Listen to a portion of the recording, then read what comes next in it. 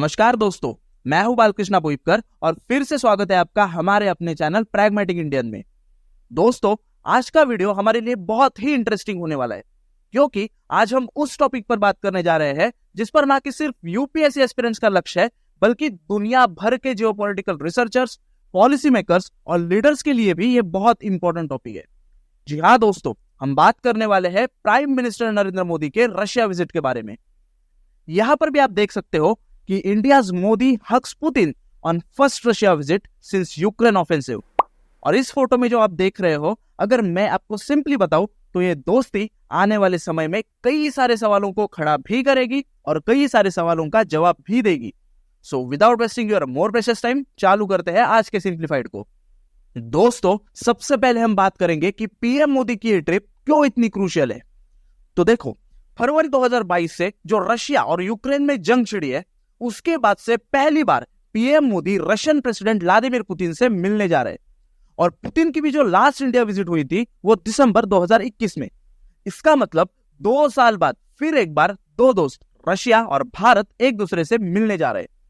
इसके अलावा यह विजिट और एक बात को हाईलाइट करती है।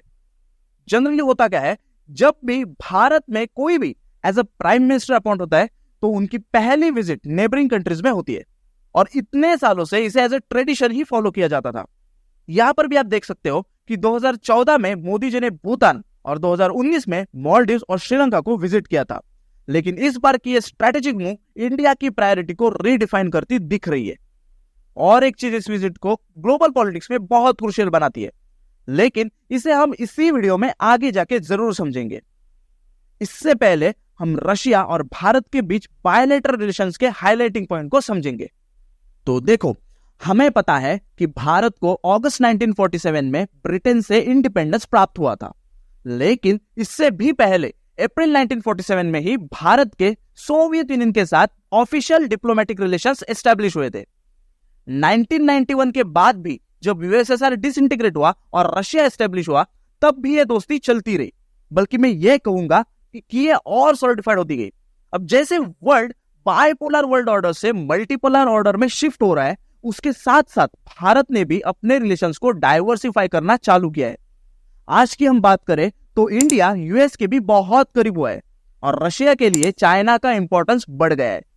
लेकिन आज भी अगर हम देखें तो रशिया भारत के लिए बहुत क्रूशियल है। कैसे, चलो समझते हैं। हम इस फ्रेंडशिप को 3 डिफरेंट एंगल से देखेंगे: defence ties, energy security and diplomatic game. सबसे पहले हम देखते हैं डिफेंस टाइज को। सिप्री यानी कि Stockholm International Peace Research Institute, जो आर्म्ड कॉन्फ्लिक्ट, मिलिट्री एक्सपेंडिचर और आर्म्स ट्रेड के ऊपर डेटा, एनालिसिस और रिकमेंडेशंस को प्रोवाइड करता है।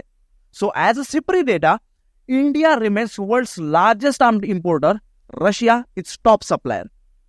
इस टेबल में भी आप देख सकते हो कि इंडिया के टोटल आर्म्स इंपोर्ट में रशिया का शेयर ऑलमोस्ट 36% है, जो कि अपने आप में ही एक बड़ा नंबर है। रशिया के बाद फ्रांस 33% और यूएसए 13% भारत के सेकेंड और थर्ड लार्जेस्ट आर्म्स इंपोर्टर है। इसके अलावा S-400 missile systems, MiG-29 fighter aircraft, BrahMos supersonic cruise missiles और ऐसे कई सारे डिफेंस इक्विपमेंट्स के सप्लाई के लिए भारत और रशिया के बीच एग्रीमेंट साइन हुए। अब हम बात करते हैं एनर्जी सिक्योरिटी के बारे में। अब देखो, यूक्रेन कॉन्फ्लिक्ट से पहले इंडिया के टोटल ऑयल इंपोर्ट्स में रशिया का शेयर सिर्फ 2% था और Iraq, Saudi Arabia and UAE Bharat के टॉप 3 सप्लायर थे। लेकिन यूक्रेन इन्वेजन के बाद रशिया का इंडिया में ऑयल इंपोर्ट तेजी से बढ़ता है और 2023 तक आते आते 30% तक बढ़ जाता है। नाउ, भारत ने रशिया के यूक्रेन इन्वेजन को ओपन सपोर्ट तो नहीं किया है, लेकिन रशिया के खिलाफ लाए गए कई सारे यूएनएससी रेजोल्यूशंस में भारत ने वोट करने से मना किया है। External affairs minister S Jaishankar ने भी यह कहा है कि Bharat peace and respect for international law का समर्थन करता है। अब एक लेवल पर जब हम सोचते हैं तो कहीं ना कहीं भारत की डिप्लोमेसी कंफ्यूजिंग लगती है, क्योंकि देखो, माना कि भारत बैलेंसिंग स्ट्रेटेजी इंप्लीमेंट कर रहा है, लेकिन जब हम एक बास्केट में 2 कॉन्फ्लिक्टिंग चीजें ऐड करते हैं तो वो हमारे लिए डेंजरस भी साबित हो सकता है। एनीवेज, अब हम फाइनली बात करते हैं इस विजिट के और एक सिग्निफिकेंस की। पीएम नरेंद्र मोदी की रशिया विजिट नाटो समिट के साथ ही शेड्यूल थी, तो यहाँ पर भी सवाल बनता है कि क्या भारत की प्रायोरिटीज वाकई में चेंज हो रही है? क्योंकि जहां एक एंड पर नाटो वर्सेस रशिया वॉर का जिक्र हो रहा है, वहां दूसरे एंड पर इंडिया जो यूएस अलाई है वो रशिया के साथ संबंध बढ़ाता दिख रहा है। अब ये सारे इवेंट्स तो होते रहेंगे, लेकिन हमें भी अपने प्रिपरेशन को चालू रखना होगा और आपके प्रिपरेशन को और सॉलिडिफाइड करने के लिए हम आगे भी ऐसे इंटरेस्टिंग वीडियोस को लाते रहेंगे। लेकिन अगर आपको हमारा आज का एनालिसिस अच्छा लगता है तो इसे जरूर लाइक करना और हमारे चैनल को सब्सक्राइब करना ना भूलना। तो मिलते हैं अगले सिंप्लीफाइड में।